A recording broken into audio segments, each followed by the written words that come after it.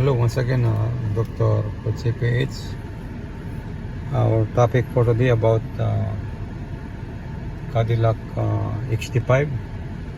The issue is information display is not working, but the radio, they have sound. If you on the radio channel, they have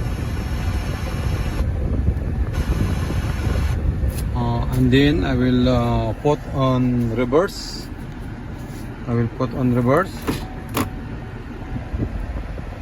The display is working, right? So we will find it, or I will give you some small tips how to diagnose, how to direct, how to check this issue for this information display or radio not working. So I will put in park, and then is blank or not good set on the connector. So I will diagnose how to the best and easy way how to diagnose this issue for this blank screen. So we have no problem on the amplifier for the radio and no issue on the HMI. Only the issue is the cable. So we'll this one I already open. Okay, I already opened. Now I disconnect the blue box, and now I disconnect already. This is the HMI. This connector, this blue, is going on the information display. Okay, I will off the radio. This cable for the HMI is going to information display. Now you can access the cable when you open the glove box.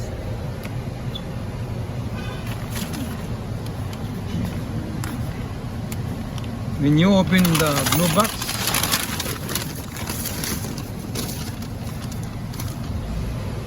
you can see there the blue one wire.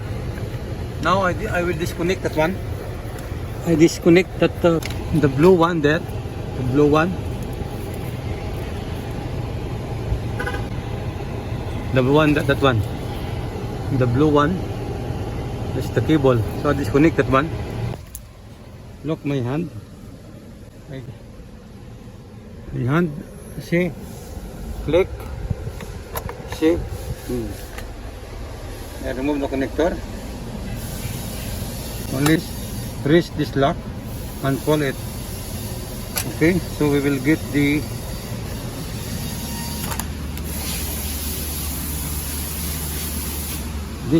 this cable only we need. Okay, this cable.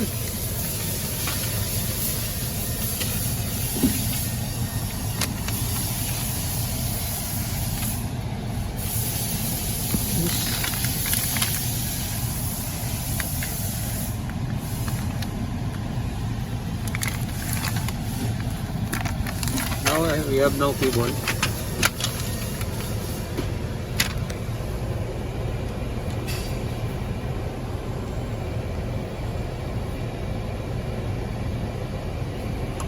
So the direction like this also there.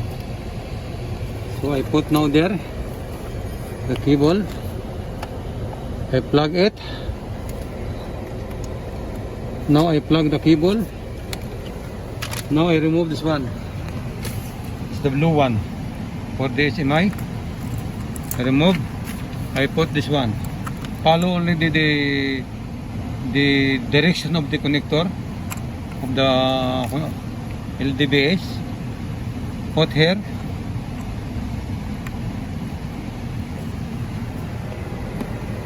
Put here.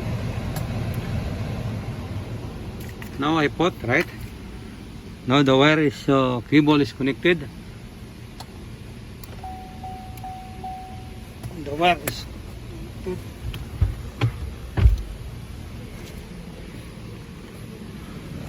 okay. This wire, this cable you can buy in a computer shop.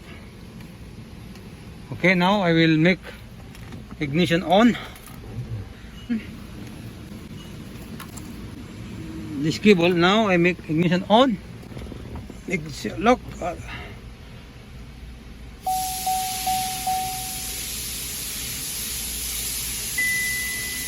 Now it's coming, right?